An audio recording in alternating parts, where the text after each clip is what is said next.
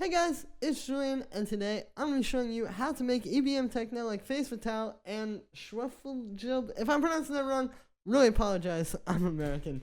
Anyway, as usual, you can get the project file and samples of MIDI and presets from this video in the description, and if you're a patron on my Patreon, check there because it's already available. Alright, yeah, let's get started. First sound we have here is the kick, which sounds like this. So what this is it's just like this really punchy, hard-hitting kind of kick. With this one, it's more about the sample selection. Like, it's a little bit more about just being able to choose a sound that's gonna really hit like this, while not being like a super huge rumble kick. Like, this still isn't the type of kick that you would hear in, you know what I mean? It doesn't have like that super rumbly bass to it, because we still need to have room for an actual bass. So just a really hard-hitting kind of techno kick like this. You can see I just have a few effects on there. I've got this EQ8, which is cutting out some low mid-range, and I also have this one, which is cutting out at, I believe, a little bit lower of a spot. But yeah, so these are, I'm just going to talk about both of these at the same time. You can see I've also got a low end boost on this one. These are just kind of cleaning this up a little bit. When you distort stuff, like saturate it, like I've done here with this drum bus, and I've got more on the group, it tends to add some kind of muddy frequency, so you just have to keep going like every step of the way and clean that out. Like, this is just kind of like making sure that we can still distort it and still get that really hard punch that you get from putting drum bus on here, but it's not going to get too messy. So yeah, and then I got this drum bus. You can see that is just set like this. I got the drive up bit, got the crunch up bit as well, and I have the transients turned up to make the kick hit a little bit harder. And that is it for the kick. The next thing that we have here is the mid-range bass, which sounds like this. So what this is it's 2 layers in an instrument rack. These two, and then we have some effects on them as a group. So the first sound sounds like this. Here are the notes. It's actually really simple. It's pretty much just like B or E and F. Like, you see we got F up there, E, another E, another F, another E. There's a C. There's another F. Like, it's not that hard.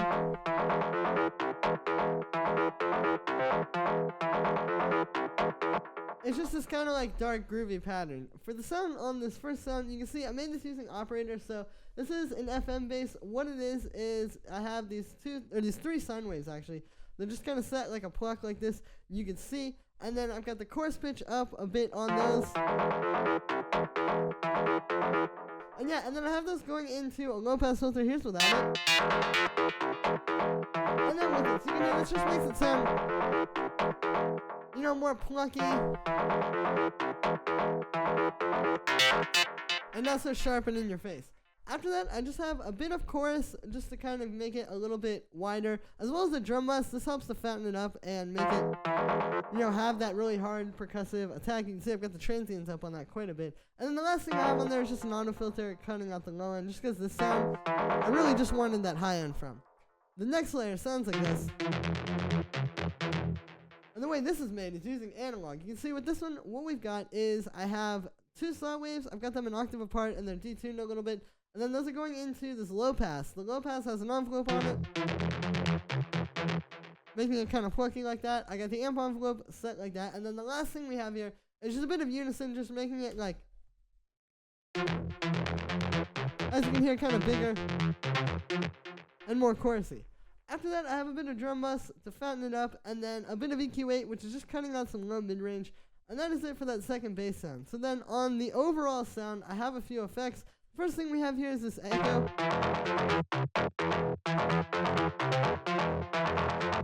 There's without it. Versus with it, you can hear this is on dotted 8th notes, and I just have this doing like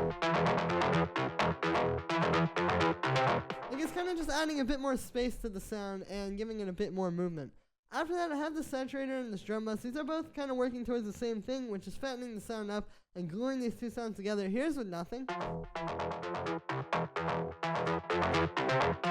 And then as I turn those on, you can hear, again, they're like tying this whole sound together and making it all sound like one thing. After that, I just have a compressor side chaining it to the kick, and then I have 2 EQs here. So this one is just doing a bit of like a low mid-range cut as well as a mid-range boost. And then this one's just cutting out the low end because the next sound we have here is a sub. which sounds like this. So this is playing the same MIDI as that last bass. You can see this is just really simple. It's just 2 sine waves. Doing some FM, and then I have this going through a bit of drum bus just to make it a bit fatter. And that is it for the sub. So I have those 2 basses in a group together. There's a lot of grouping here, as you'll see in a moment. It just kind of helps to sort of like make the sub and the bass and the mid bass sound like one thing. Like you don't want it to sound like there's a sub bass there. You want it to sound like you're just hearing basically one sound. So that's what we have here. First thing we have here is just a bit of drum bus. Here's without it. And then with it, you can hear that makes it all sound like one. It really glues them together. Then we have this compressor just slightly side chaining it to the kick. It's not a lot, but it's just making everything like a little bit more under control of the kick. And then the last thing I have on there is this EQ8, and this is just doing a low end boost to bring out more powerful low end, as well as doing a low mid-range cut, and then I have a cut at 100 hertz. That's usually where the kick is hitting, is at 100 hertz. So when you cut that on the bass, it just makes a little bit more room for the kick in the mix and a little bit more space in between the 2 elements. After that, I have the kick and the bass in a group. So here's what that sounds like. And here's with no processing. And then with all the processing. So you can hear, this is essential for making this sound, you know, really big and fat and giving it its full potential in terms of power. The first thing we have here is this drum bus. Here's without it. And then with it. So you can hear this is the thing that's really gluing these together. It's really making these sound like, you know, one thing. After that, I have this EQ8, and with this, I'm just boosting the low end a bit, as well as cutting the low mid-range, just to kind of clean it up. Like I said, when you're using this much saturation to fatten all these sounds up, it's like, if we don't do this, cut this low mid-range constantly, it's just going to get so muddy and so messy, and yeah, so that's what that is doing. And then the low end boost is just for the low end. I also have a high end boost there just for the click in the kick and a little bit of that high end in the other bass. And that is it for the kick and the bass group. And the next thing that we have here is a snare, which sounds like this. So with this one, it's more about the type of sound, really. It's just like this very hard-hitting analog drum machine style snare. You know, you just want something like this. You don't want like a live snare or anything like that. You just want something like this. It's going to hit really hard and just kind of punch through the mix. So yeah, that is the sound for this one. I just have that going through a bit of reverb just to give it some space. And then I have a drum bus, which is fattening it up. Here's without that. And then with it, so you can hear how much stronger that makes the sound. And that is it for the snare. The next thing that we have here are these hi-hats, which sound like this. What's going on here is we have this one, just like a closed sort of hi-hat. And then this one, which is more of an open hi-hat. And then this one's playing on the upbeats. And then I have these in a group together, which is kind of like, you know, and I figured instead of putting processing on each of these individually, it's always going to sound better if you put them in a group when you have similar sounds like this and process them together. It just makes everything more cohesive and more together sounding. So what we got here is, first I have this reverb. Here's without this. And then with it, you can hear this really helps with the sound. I say this a lot with drums, but when you put like a short reverb like this on kind of like everything or multiple things, it makes them sound more together because they're more, like they sound like they're in the same space, you know, and this kind of puts them in an even space. After that, we have this drum bus. Here's without that. And then with it, so this is pretty standard stuff, just kind of fattening the sounds up, making them punch through the mix a bit more. And then the last thing we have on here is just this auto filter, which is cutting out the low end. Here's without that. And with it, always essential for hi-hats to clean up that low end. And that is it for the hi-hats. And then the last sound that we have here is this pad, which sounds like this.